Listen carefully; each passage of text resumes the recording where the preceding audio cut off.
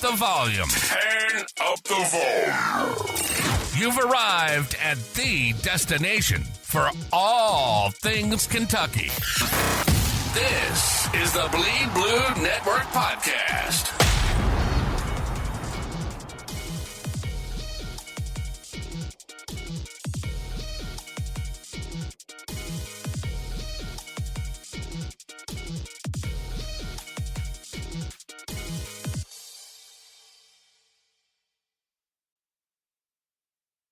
What is going on, Big Blue Nation? Recording preview for Tennesse, Kentucky tomorrow. Just finished watching the women go down to Ole Miss. We were saying beforehand, Ole Miss can suck it. Tell you that right now. This year, they can go ahead. Yeah, they stink. Oh, man. We were talking about how the women need to get respect. They finally get in the top 10 and just – an unfortunate performance on the road. That looked like a tired team in the second half. The offensive rebounding, 27, you said before we started recording, 27 offensive rebounds. Ole Miss had 27 offensive rebounds. And, I mean, that should never happen. Not going to win a lot of games that way. No. Even with the other team shooting 20-something% from the field. No, you're never going to. And you mentioned tired legs second half. This is what we talked about last time, how I was concerned about the minutes that the starters are putting up and how that will play into the season as it goes on.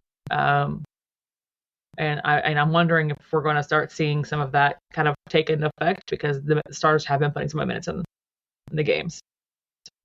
Yeah, you could tell.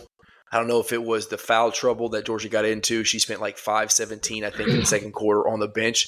Mm-hmm. She didn't have a field goal until, the fourth quarter, halfway through the fourth quarter. Right.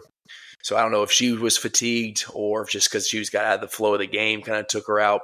But I don't know. Even with that stretch in that second quarter where she was out, we still go in the halftime with a 6-point lead, still getting dominated on the offensive boards. But that just came back to bite them. We still had good looks at the end to get close. And, you normally don't have, Georgia got a good look, missed it, got some good looks at the rim. I think Clara got absolutely just beat up down low and couldn't get a foul call late in there. But that was kind of the way the game was going. Most of it, of the game, just kind of physical. But what are you going to do? I mean, here's the thing. You can't let a team out rebound you 54-33. Like you just can't. Like you're not going to win the game like that. So yeah, I mean we had 14 blocks, but they out rebounded us 54-33. We only had 4 offensive rebounds to their 27. That is the problem. That is the game right there. I'm not a real big stats nerd, but I'm gonna tell you right now, even I know that's not good. That's not good. Terrible. And the thing is, they didn't shoot well either. Like they only shot 32% from field goal and 14% from threes, and they still won. Ole Miss, right? Yeah. Yeah. Because 2 they for got 14 from 3. Freaking rebounds. Anyways, girls, listen, you have a hell of a game coming up on Thursday against Texas. Texas just beat South Carolina. They are very tough. It's going to take everybody playing their best game. And maybe this was like one of those games where the girls were looking ahead, right? Because I know they have a huge game on Thursday. I think it's a good point. But still, you can't do that, though, because you just dropped another one in the SEC after you finally cracked the top 10. Like, that's the problem, is they've been disrespected all season, people feel like. Well, us fans feel that way. And then they get top 10 and they lose. First day. It's like, damn. Yeah, 37 minutes a game for Georgia, definitely going to wear it down, especially as you get into the gauntlet. More of these tough top 5 SEC opponents. Going to be tough. But, hey, go out there. The Coliseum's going to be rocking on Thursday. Yeah. Think about going. I'm thinking about going. Yeah. If I can get tickets, it's gonna be really fun. You should. It's a great atmosphere for a basketball game, especially a top. There won't be new rankings, so still a top 10 matchup.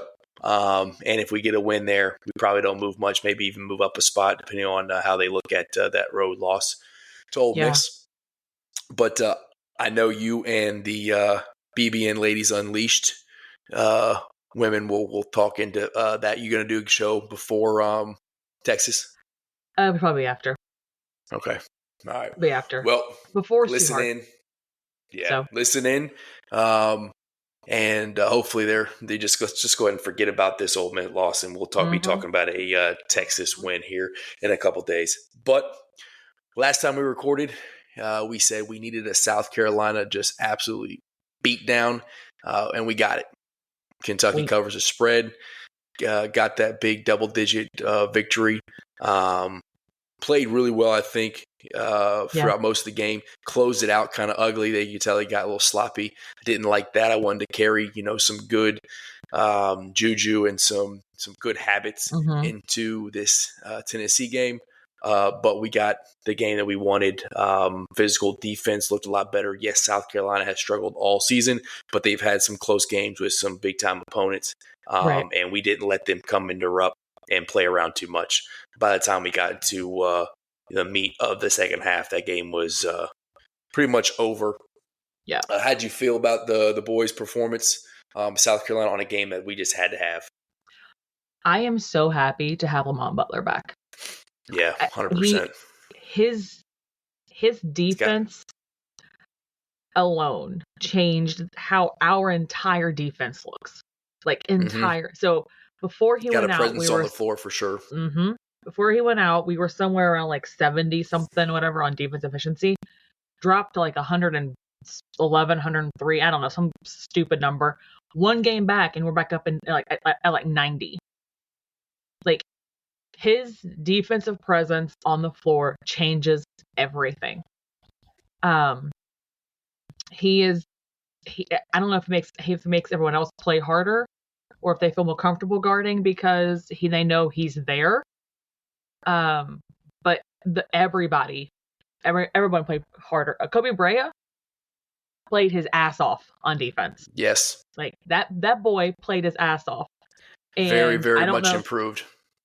Oh, he kept getting deflections from behind his head. His active hand just was aggressive. You've seen the tools all season as he's gotten better. That he's had great defensive stand, especially on ball defense. And then if you can just put together for the entirety of the time you're on the court, and he was pretty much able to do that against South Carolina. And as we get into this Tennessee preview, we're going to talk about it a lot. We're going to need some big time minutes offensively and defensively from Berea. But yeah, I 100% agree with you that Lamont being back, it just kind of uplifted the team a little bit. You can just see his personality is infectious. No matter even on some of the still kind of boneheaded plays and turnovers, he's just got nothing seems to bother him, and he's just even keel throughout. And he can absolutely, like you said, just lock the dude down. He'll fight over a screen, does all the things you need to be a great on-ball defender. And even without a great offensive output last game, he had a definite effect on it. And just being able to have someone else who can distribute the ball on offense and not have to run everything through Amari, come down on the court, our offense becomes less predictable. And it just opens up different things that Pope can do with him as the main facilitator, not having to, Amari or have Jaxson Robinson play kind of outside of position. So yeah, him being back is massive. When we talk about the South Carolina game, hopefully that is the springboard to, a run as we close out the SEC schedule and get into the tournament play. I think it will be. I think that was the kind of wake up call we talked about before. Pope kind of getting pissed off in the locker room, breaking stuff, and just overall seemingly telling this team how they were performing, especially in the first half of basketball games, just was not the standard. So hopefully we get some high intensity 40-minute basketball, even if it doesn't equal W's every single time.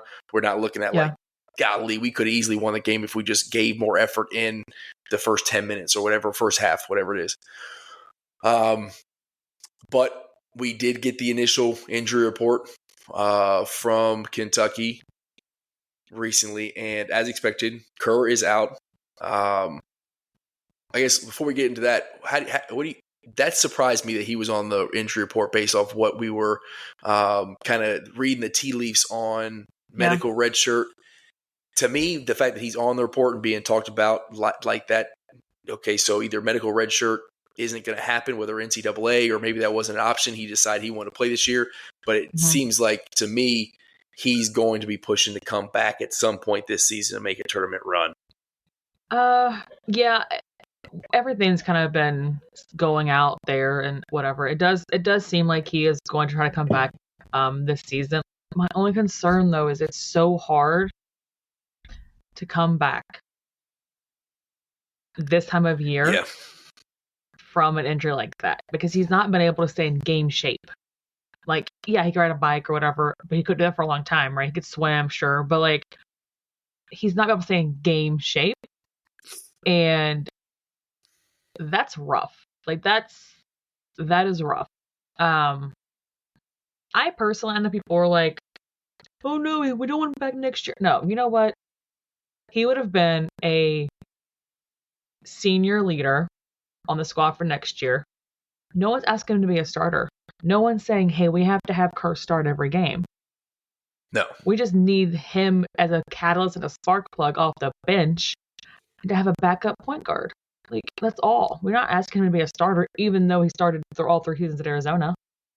So it's not like he can't do it. You know what I mean? Like, and they had good squads when he was there. So it's, I don't know. People are weird about Kerr, and I don't know why. They act like he's never played ball or he's only set the bench or whatever else. And I'm like, guys, he was on like a 31-3 team in Arizona. Like, it's not like he's terrible, and he was starting point guard. But yeah, I digress. And people, I don't think a lot of Big Blue Nation has seen him play outside of Kentucky, and he's had some splash, minutes, not really full complete games. But yeah, he can absolutely ball, and I think some people who did see him or know of him at Arizona, they constantly bring up the fact that he was bounced early in the tournament. He did not have a very good game there, but he is spark plug is a great way to describe him, and he can go off like he's a match, right? Just he sees one go in. I mean, you saw that heat check that he took, I think, during the Zaga game. Like, you knew he was going to, because he was able to see one go in, and we've described him as a menace on the show before. He is the little psycho, and I love him. Yeah, like he's guaranteed 1 to 2, charge calls a game where he's just going to throw his body around and get a turnover for you. And that's what's going to hype him up. So, mate, that's my hope for it when him coming back this year, is that his offensive game maybe finds itself, but really just having some off the bench production defensively just can be that kind of atmosphere that, hey, let's get some electricity off the bench. And if he can do that and give us some minutes while also running the offense, maybe it's not 25, 30 minutes a game, obviously. Maybe it's 15 to 18, but it's enough to keep Lamont Butler healthy and not have to worry about re-injury and just keep the offense flowing like Pope wants to. Speaking of, Pope's currently on the ESPN halftime report. So, hey, Coach, hey. Oh, yeah, they're going to be out there tomorrow, right? He's on there right now. He's on the TV right now. So I was like, I'm like watching you and listening to you, but I'm like watching. Nice. I think they're going to be in Lexington tomorrow, or they're filming them from like 12 to 3 Eastern time or something. But yeah, so we'll see what Kerr's minutes are. But yeah, just him being on the report initially tells me that he's coming back, whether that was him saying I want to make a run or NCAA, not giving good information, or I guess Kentucky not getting good information about his red shirt getting approved, which won't make sense to me at all based off how they just arbitrarily seem like allow players to play and whatnot. But that's a conversation for that's a conversation for Dickerson. Just can, as I said, he's able to get a fifth year because he just sucks and can't go to the NBA. But Kerr gets hurt and has missed most of the season, but can't say, hey, like this might have a long-term effect on my future. Let me have another year where I can start off healthy. Like nah, just got to come back 3/4 of the way through the season and figure it out. That doesn't make any sense to me. I guess we will time will tell with that one. But also on the injury report, Jaxson Robinson out with not good. Not good. 17 minutes. 17 points is what he had in the last Tennessee matchup, and he was a nightmare for Zakai. His length and ability for his lateral quickness definitely. Had a defensive output or effect on Zakai. So not having him is going to be tough. How do you feel Pope is going to, I guess, who gets those minutes now? Is it a combination? Do you think he leads heavy on one or two guys? Do you think he's the rotation is 3-4 extra dudes? How do you think that looks? I expect Bray to pick up the majority of the minutes, to be fair. I think Bray gets to start. I expect Ansley to also get some. Because let's be fair, he did his thing too against them last time. Like he did. Yeah, he can. And we have Carr back now, so Ansley will not be asked to come in and play the 4 unless absolutely necessary, which means he can slide to the 3 like where he started out the year from. I expect Bray to get most of the minutes. Ansley. And I'm really hoping he throws some Trent Noah in there because that dude plays with no fear. Gotta throw Trent in there. He has no fear. He just plays the game. He has an uncanny ability to go after, to seek the rebound out. Like he can read where it's gonna go. Especially for a freshman. Like he will be there mixing it up. He will be doing the stuff that you want like an older guy to do, but as a freshman, he's doing it. The ball has energy. The ball finds energy, right? So, like, if you're going to play with effort and you're going to move around like he does and fight for it, the ball just naturally finds you, and we've seen that with him. And that logo 3 that he made at Tennessee, big momentum swing for Kentucky there. So he is absolutely capable. I wouldn't mind seeing Carr being, Carr had a single minute, and Milicic took him off the dribble and instantly, he got pulled. It was like, okay, his back is really not ready. So this game, Carr probably gets a start at the 4 and Amari at the 5. I would absolutely be okay with Ansley spelling Carr at the 4, and then you having Brea and Trent swiping out at the 3. We'll kind of see how that goes. That being said, I don't know how we do it. I don't know that we can hold them to under 30% field goal percentage again, and I think it was 24% from 3. I think we can. Just because Lamont's back. Yeah, and he's different on the court. He makes everything different. The way we're gonna have to defend Zakai is gonna be different for sure, because like I said, Robinson's length affected him before. Now Butler is not as long, but he's stronger. He's more physical, and he's gonna be on his hip the whole time. So if I'm game planning this thing, I'm telling the entire team hey, Lamont, when he's in the game, and hopefully it's 35 minutes because we're probably going to need him. When he's in the game, he's going to have Zakai, and no one help off him. Don't help him. He's just going to have to lock him down. If Zakai beats him off the dribble or gets a tough, shot and it goes in, so be it. Because if Zakai gets 18 to 20 on his own, we can still win that game. If Zakai is able to get 15 to 18 to 20 with also 8 assists because we're helping off and giving open shots, we don't win the game.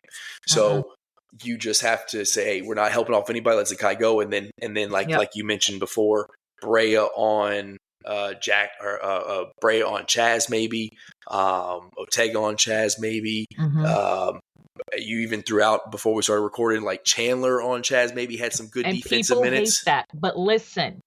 I also hate it. So listen, please tell me. I get it. Okay, but as we talked about before, and I am a Chandler defender, and I will defend him. I don't give a shit if he can score. If we have the right pieces in there, we don't need him to score 20 points, 15 points. We don't need him to do that. You do kind of need him to be able to dribble, though, and that has also been a problem for that young man. I mean, but we have a point guard back. We don't need it as much. Okay, like we didn't have a point guard last time. Okay, to be fair, we didn't. I mean, okay. Here's my thing. Whenever he was guarding Chaz, okay, he had Chaz in hell. Like, end of story. Okay, like he shoulder checked him, gave him the business. Chaz had to work for every single thing he got when he was on him. So, yes, I know people are like, oh my God, why's he? Listen, let him come in. If it's 5, 2, 3 minutes at a time, sure. And just make Chaz's life hell. Make him run more. Get into his legs. Yeah, and especially if they're going to let us play. If they're going to let us play like we did at Tennessee and it be like a truly physical game. Because I'll tell you what, Phi was out there hacking his ass off and not getting called. I mean, he was absolutely just like good defense if they don't call on you, bad defense if they do call it. And they weren't calling at all. He was out there chopping away. He shoulder checked the hell out of Chaz too at one point. Oh yeah, that. I mean, like he was just throwing himself around. I think it's going to just take like a breakout game for Chandler. He's got talent. Like we've said it a bunch of times before. People have echoed the same sentiment. Like you go watch his high school tape. The dude is a bucket. He's an athletic freak. The way he can get to the rim and finish around the rim, it's got to be because he's been 2 years away from the game. We've said that too many times now as well. But hopefully, it's going to take Pope's on my TV now too. Hey, Pope. Hey. Now, hopefully, it's just going to take like that breakout game. Like he's just going to see one basket go in. I thought it was the layup at Arkansas. Or when Arkansas came to town, he had a pretty tough layup through contact. I was like, okay, maybe that'll be it. It wasn't. But something will get him going. Maybe it's not going to be till next year. Maybe some defensive minutes, 8-10 minutes where he can, rotate through on Chaz just to keep somebody fresh. I can see it. Just get into his legs, right? Like, here's what I think too with Chandler. I don't think he needs to find his mojo or swag by creating his own shot.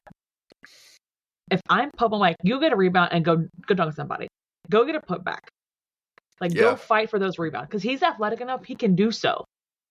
Like, if I'm Chandler, I'm not trying to shoot the threes, okay? Like, I'm not trying to make my own shot and dribble the ball. I am almost pulling like an O-way. In a way, how O-way will go and, he'll get for like at least one putback slam a game, it seems like. I'm doing that if I'm Chandler. Like, that's how I'm finding my purpose, my swag on this team. I am hunting those rebounds down. I'm trying to get a putback dunk. That's what I'm doing as a player. Yeah, I see what you're saying. Just hustle, energy type minutes, type points, right? They're not drawing anything up for you. You're going to kind of get your own, not necessarily off the dribble, but Marcus Lee was an offensive powerhouse. He didn't have offensive moves, but he could go get a ball and dunk it. Hunting the ball, yeah. Something, and you're correct, and we don't need 15 from him. You're saying you get 6 points from Chandler in his 8 to 10 minutes. That's a massive impact. We're winning the game. We're winning the game. Yeah, potentially. I think so. At least if we can get him to score 6 points in 8 to 10 minutes, we're going to win the game. I think. Yeah, especially if he's also in there creating havoc for Chaz. I will say, doing the typical hate watching of Tennessee. I think it was Oklahoma they played on the road. They had a big win.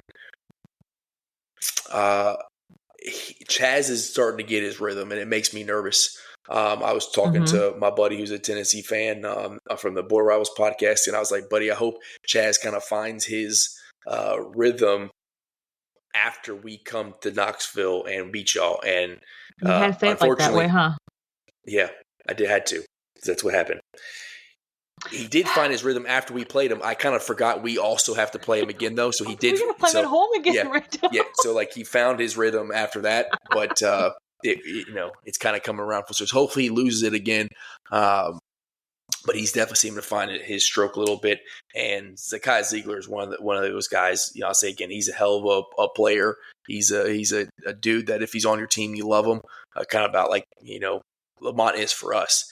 And offensive production is kind of extra for him. But if he gets hot, he doesn't cool off quick. So my biggest fear, like it was in the last game, is Milicic. I don't know who we have to guard him. And he's also starting.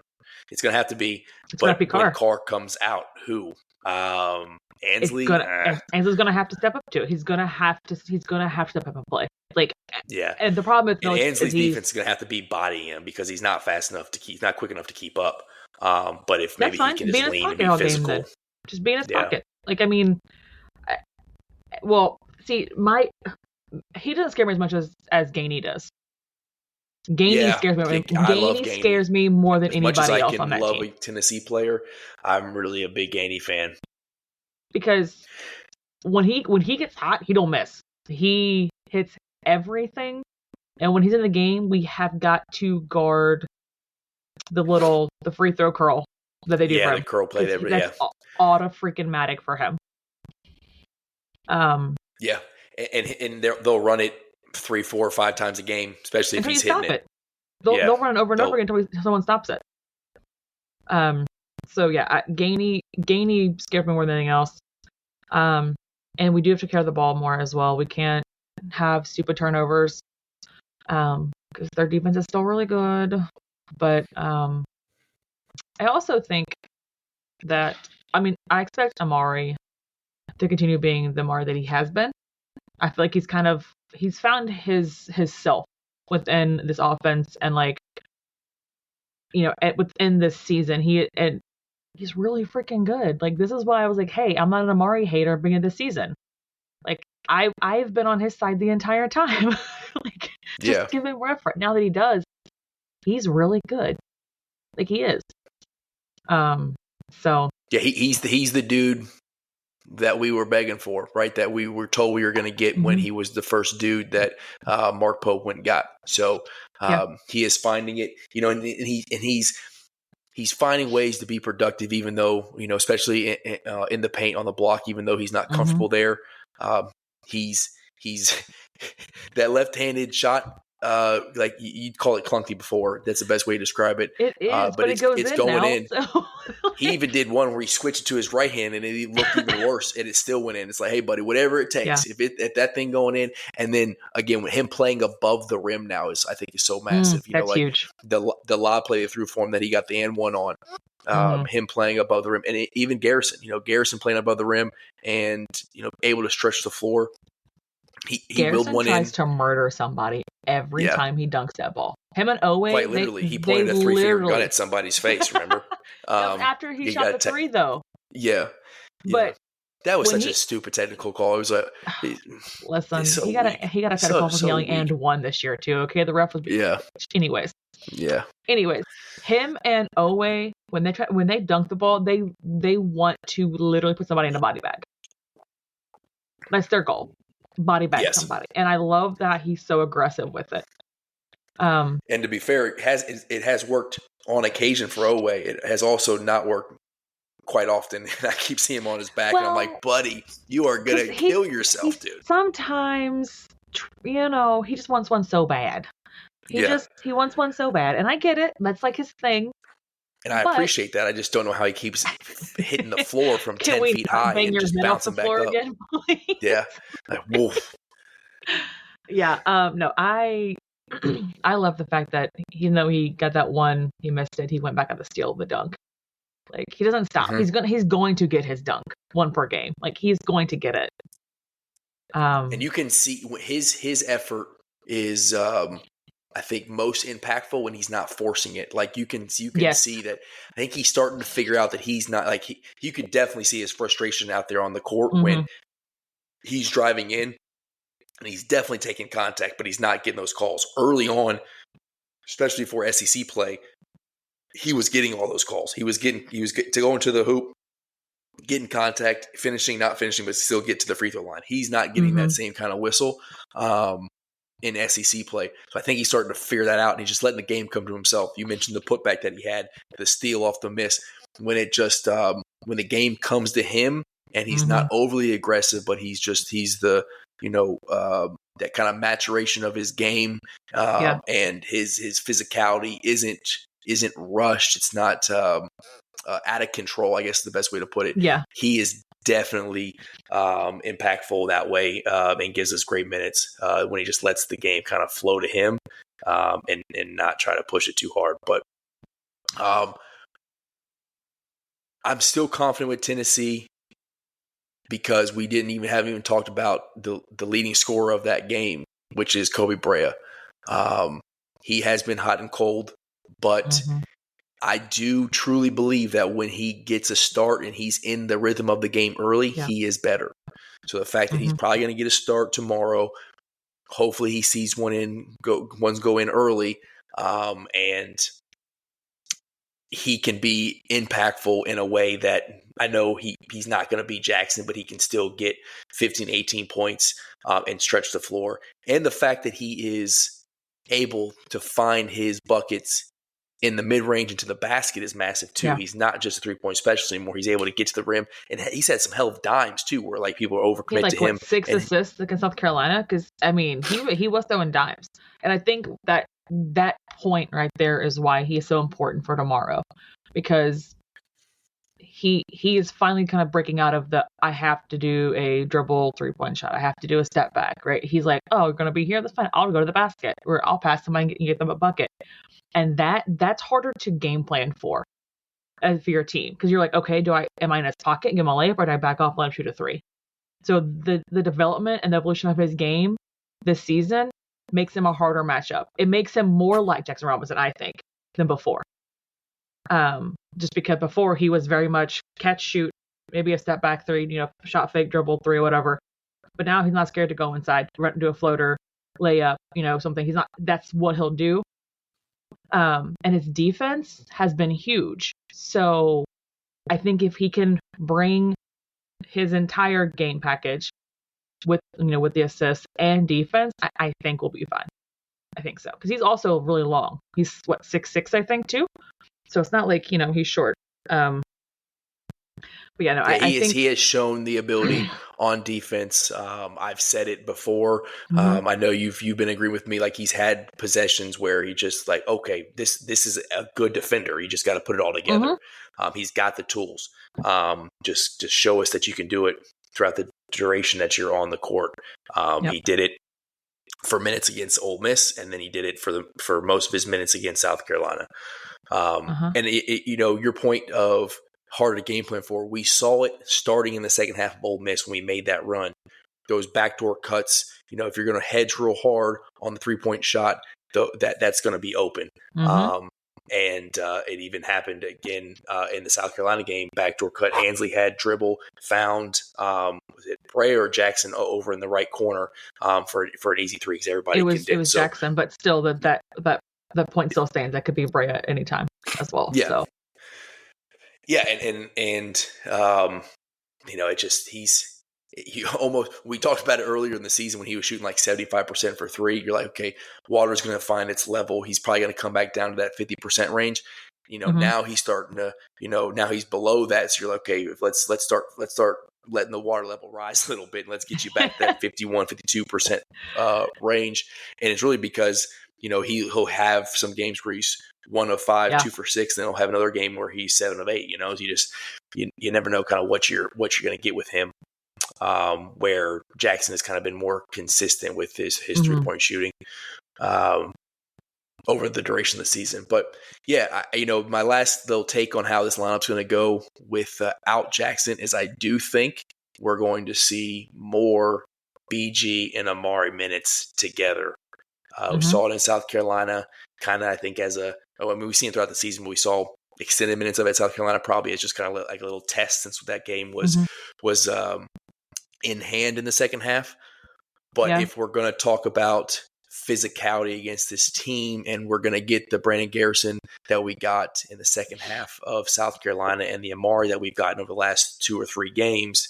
That's something that potentially can give Tennessee a fit, not only because they're 2 7-foot dudes who can play off the ball and on the ball, but because it's not something that Tennessee's probably going to be game planning a lot for. I mean, how do you game plan for 2 7-footers that can handle the ball like that, though? Right? Like, Amari Williams could literally be a point guard. Like he's done it. And then BG. Yeah, I think the only thing you do at that point. I think the only thing you do at that point is you try to play him out of the game and you put speed in there, and you don't try to match him with size.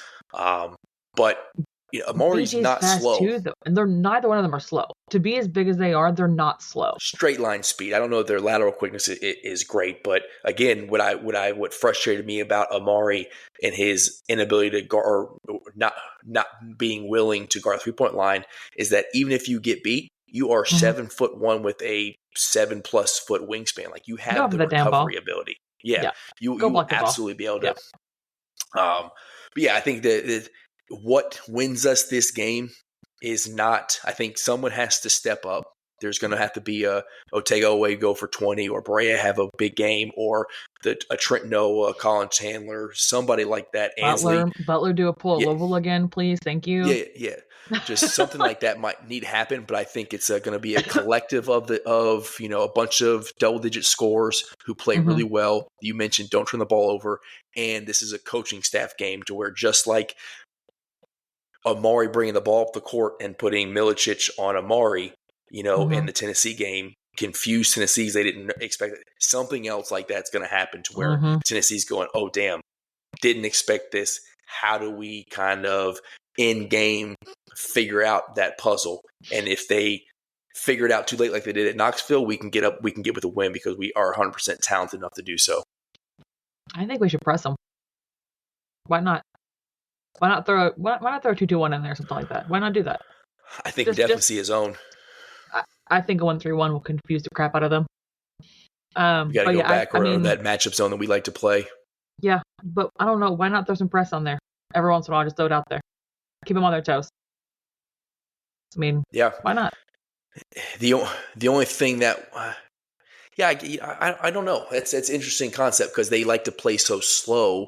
The press would speed them up, but does that speed them up in a good way? Control, though? Yeah, but that's what I'm saying. Maybe it speeds them up so they're not running their offense like they want to.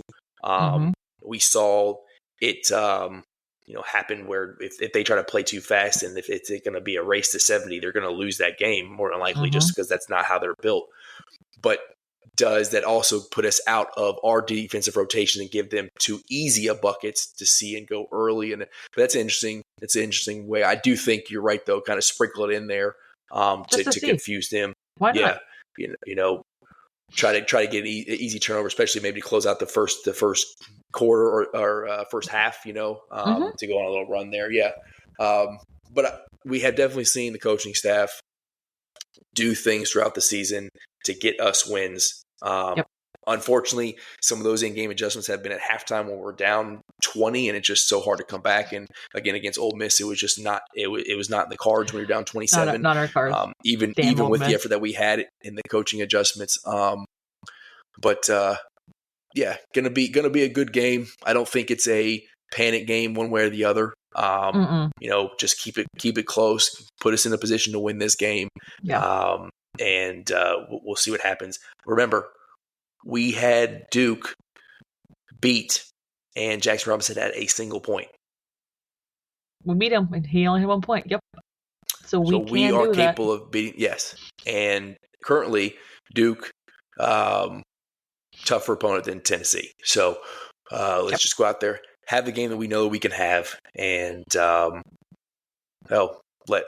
let Rupp Arena carry the rest of it. I think that's another big point we haven't mentioned yet too.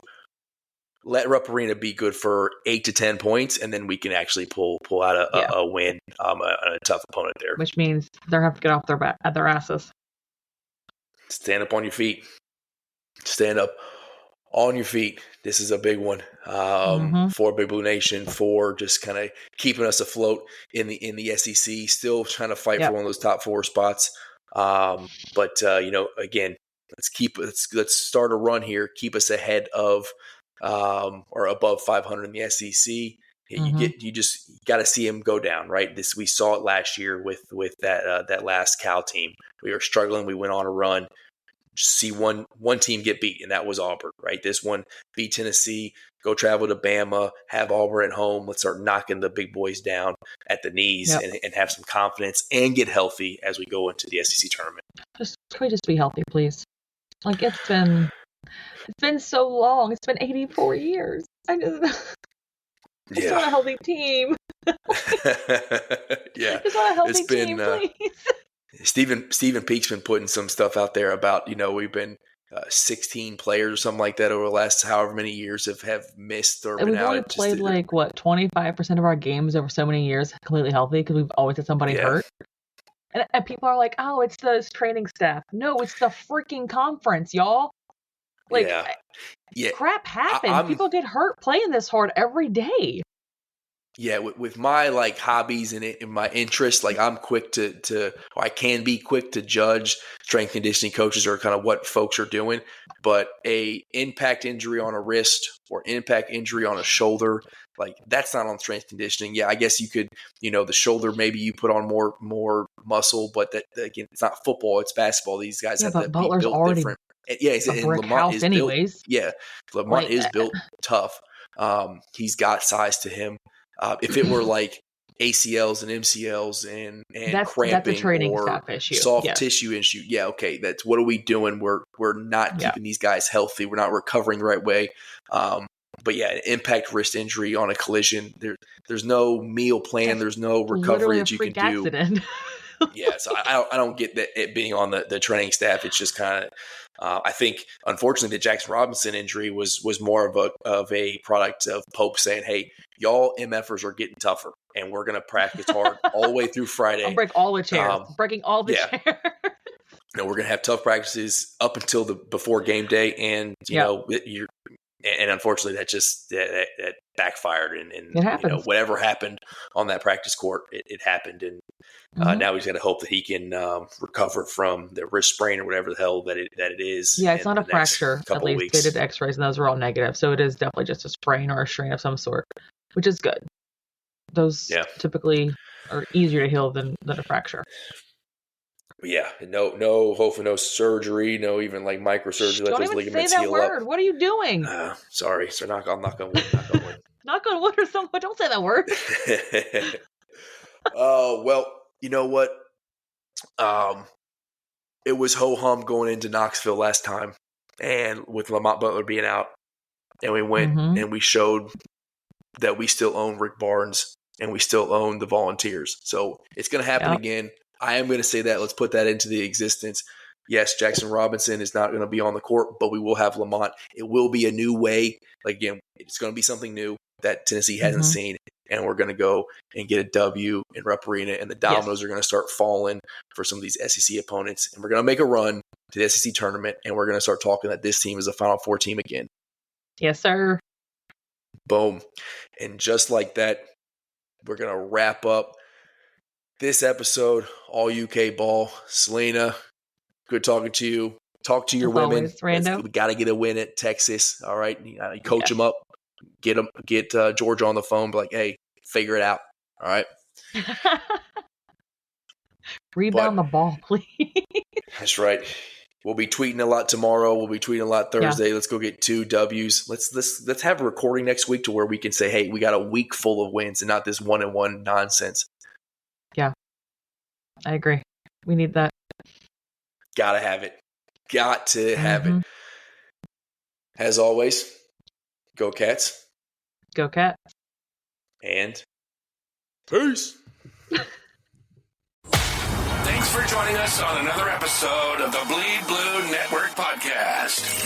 We hope you enjoyed diving deep into the world of Kentucky sports with us. Don't forget to stay connected by following us on Twitter at BleedBNation. Your feedback means the world to us. So take a moment to leave a review. Not only does it help us improve, but it also helps others discover the show. Until next time, keep cheering, keep listening, and keep bleeding blue.